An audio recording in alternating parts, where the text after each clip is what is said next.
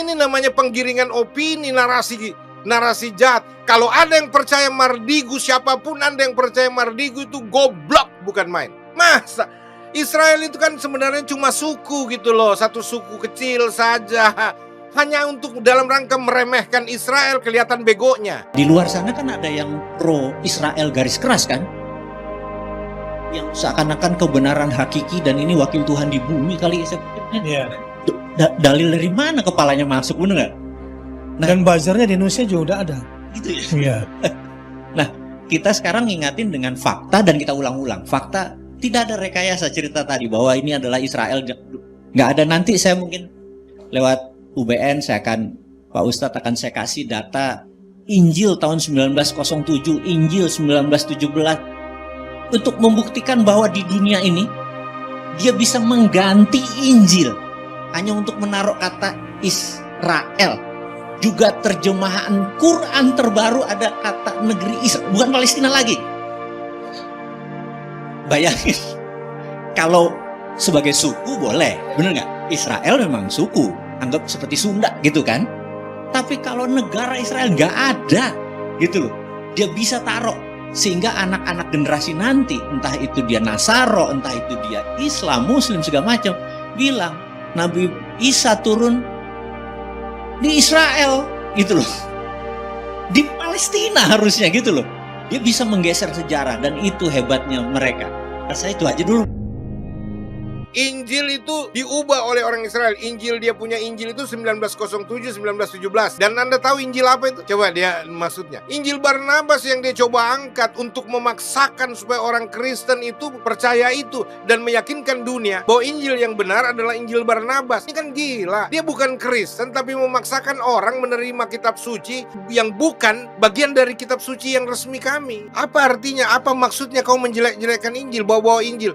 Kan motivasimu itu jahat. Kau berkonspirasi jahat untuk menghancurkan kredibilitas Injil dan memperosotkan citra kekristenan yang mempercayai Injil. Kamu catut sana, catut sini. Injil sudah diobok-obok, Injil sudah dirubah, Injil sudah dipalsukan. Nenek moyang lu semua. Mana ada yang begitu? Mana aslinya kalau bilang Injil sudah dirubah, sudah dipalsukan? Sembarangan saja. Injil 1927, 1917, 1907. Kenapa Anda bilang saja Injil 2027 atau Injil 007 James Bond? Kacau kamu. Jangan begitulah. Tidak ada orang masukkan kata Israel, apalagi negara Israel. Siapa? Perdana Menteri siapa? Otoritas mana di Israel yang memasukkan kata Israel di dalam Injil? Buktikan. Bahkan kau bilang di Al-Quranmu sendiri itu kata Israel dimasukkan oleh otoritas Israel. Otoritas siapa yang mengobok-ngobok Al-Quran Anda? Waduh, ini Anda jelek-jelekan, nistakan dua agama ini. Dengan secara tidak langsung juga Anda mengatakan bahwa Al-Quran cetakan terbaru itu palsu. Ini Mardigu yang bilang loh. Indikasinya begitu. Karena sudah tidak asli lagi. Sudah dimasukkan kata Israel di dalamnya. Sudah diubah. Dan terus kemudian Palestina dan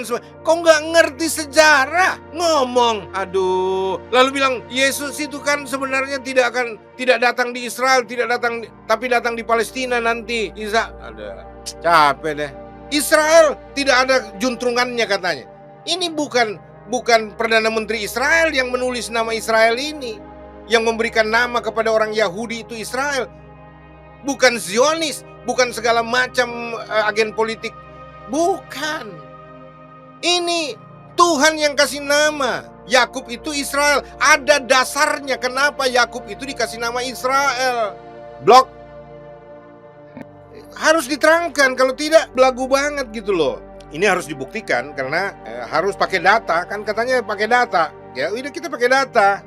Ya, jauh sebelum Islam lahir ini sudah ada datanya, Bung. Kejadian 15, ini perjanjian soal tanah dulu nih. Di situ dinubuatkan keturunan Abraham ini akan menderita di bawah penindasan sebuah bangsa. Di pasal berikutnya dikatakan itu Mesir yang melakukan itu. Tapi mereka akan dihukum dan umat Tuhan yang belum pakai nama Israel pada waktu itu, ya. Belum pakai nama Israel. Bukan pada waktu negara Israel ada lalu kemudian ganti kata-kata di dalam Alkitab lalu kemudian menaruh nama Israel di situ. Enggak, ini kebohongan bohongan besar Mardigu ini. Dibilang begini ayat 17, ayat 18 lah. Pada hari itulah Tuhan mengadakan perjanjian dengan Abraham serta berfirman, kepada keturunan mula kuberikan negeri ini mulai dari sungai Mesir sampai ke sungai yang besar itu, Sungai Efrat. Dari mana itu sungai Nil? Itu ke sungai yang besar, itu Efrat. Coba Anda lihat di peta aja lah. Yakni tanah orang Keni. Ini nih, dirinci nih. Ya, daerahnya. Tanah orang Keni. Ini. Orang Kenas, orang Katmon, orang Het, orang Feris, orang Refaim, orang Amori, dan orang apa? Kanaan. Orang Kanaan. Nih, orang Girgasi dan orang Yebus itu. Ini semua dijanjikan kepada keturunan Abraham. Keturunan Abraham yang mana? Ishak, bukan Ismail. Ini daerah yang namanya Kanaan. Ini yang di dalamnya ada orang Amori, ada orang Girgasi, ada orang Yebus, ada orang Het, ada orang Refaim, ada orang Feris, ada orang Kenas, ada orang Katmon, termasuk orang Kanaan. Dan orang-orang Kanaan itu ada Filistin di dalamnya. Ya. Coba lihat di sini. Di sini belum ada bicara Arab. Karena Arab belum lahir. Halo. Arab belum lahir pada waktu ini, jadi nggak masuk perjanjian. Ayat 15, ini soal perjanjian Allah dengan Abraham, perjanjian Elohim dengan Abraham. Ayat 15 mengatakan begini, selanjutnya Allah berfirman kepada Abraham tentang istrimu Sarai, jangan lagi engkau menyebut dia Sarai, tetapi Sarah, hilangkan i-nya, itulah namanya. Ada perubahan nama bagi Sarai. Kenapa? Karena ada perjanjian di sini, aku akan memberkatinya dan daripadanya juga aku akan memberikan kepadamu seorang anak laki-laki dari Sarai. Bahkan aku akan memberkatinya sehingga ia menjadi ibu bangsa-bangsa. Sarah dibilang akan menjadi ibu bangsa-bangsa ini. Sehingga ia menjadi ibu bangsa-bangsa. Dan lihat, raja-raja bangsa-bangsa akan lahir daripadanya. Raja-raja, pemimpin-pemimpin, kita tahu Israel itu bergantian raja. Sampai muncul istilah Perdana Menteri sebagai teokrasinya. Jadi kalau Anda bilang tidak ada cikal bakalnya Israel sebagai sebuah kerajaan, sebagai sebuah negara, itu bohong betul itu. Anda tidak mengerti sejarah.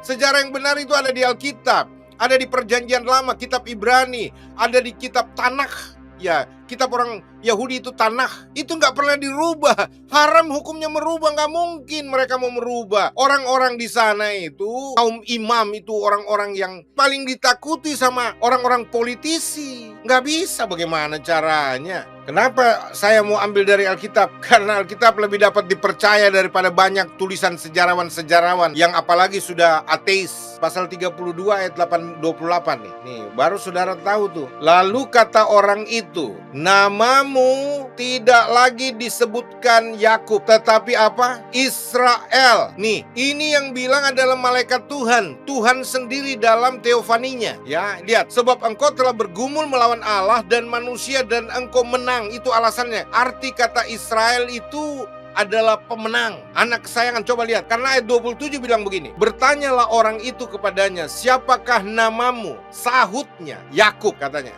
Nih, Yakub ya. Lalu ayat 28 bilang, kata orang itu, namamu tidak akan disebutkan lagi Yakub, tetapi Israel. Nah, ini Tuhan sendiri yang kasih nama Israel kepada Yakub. Karena apa? Yakub telah menang bergumul dengan Allah dan kepada manusia, ya. Makanya diberi nama Israel, bukan lagi Yakub gitu loh. Makanya sampai sekarang itu tetap Yakub itu menjadi nama dari anak-anak Yakub itu disebut Israel. Bagaimana Anda mau mengatakan Israel itu nanti belakangan setelah mereka jadi negara, itu juga tidak tahu negaranya berasal dari mana, nggak ada cikal bakalnya negara. Loh, negara itu kan institusi politik. Belajar dong juga politik yang benar gitu loh. Bangsa yang memilih sistem kepemimpinan mereka untuk mengurusi bangsanya dengan sistem kerajaan monarki, pemimpinnya disebut raja Mardigu. Lalu kalau mereka memilih dalam bentuk sebuah negara, maka negara itu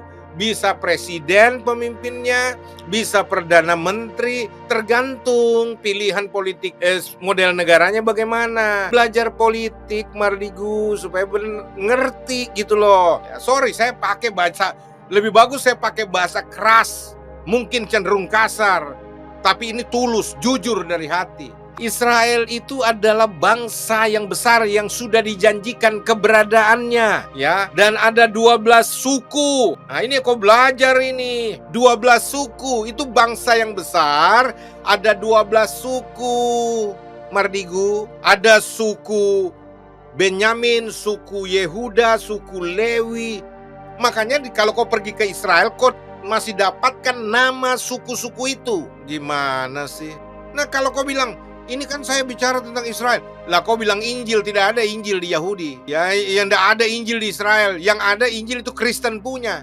Ya, jangan kau singgung-singgung soal itu. Kau sedang menggalang opini publik untuk mendiskreditkan kekristenan. Nggak begitu, Mardigu. Jangan. Ya, bahkan saya lihat kau punya motivasi ini bisa membenturkan, karena ujung-ujungnya lalu kalian bersetuju bilang, ini ada buzzernya Israel nih. Ya, orang-orang yang waduh anti Hamas, lalu membenci Israel. Dan siapa mereka itu? Adalah, ya ini kan ngaco, kamu tuduh-tuduh Kristen sebagai pendukung Israel. Enggak lah. Baik saudara-saudara, demikianlah tayangan malam ini, kita bawa ringan aja ya. Yang penting saudara tahu bahwa apa yang dikatakan si Sontoloyo, penista agama Kristen Mardigu Bosman ini semuanya ngaco. Ya, semuanya hoax, semuanya propaganda untuk membenturkan agama yang ada di Indonesia. Semuanya hanya untuk menistakan, melecehkan ke Injil dan kekristenan, dan supaya memancing orang Kristen buat bantahan dan tunggu kepleset, lalu kemudian menjadi mangsa empuk untuk menyalibkan dia. Wow. Waspadalah, waspadalah, kata Bang Napi. Demi kebaikan kita bersama, jaga persatuan, jangan mau diprovokasi, jangan mau dipengaruhi, dan biarlah kita berserah, banyak berdoa supaya Tuhan jaga bangsa kita, Tuhan lindungi kita semua. Shalom.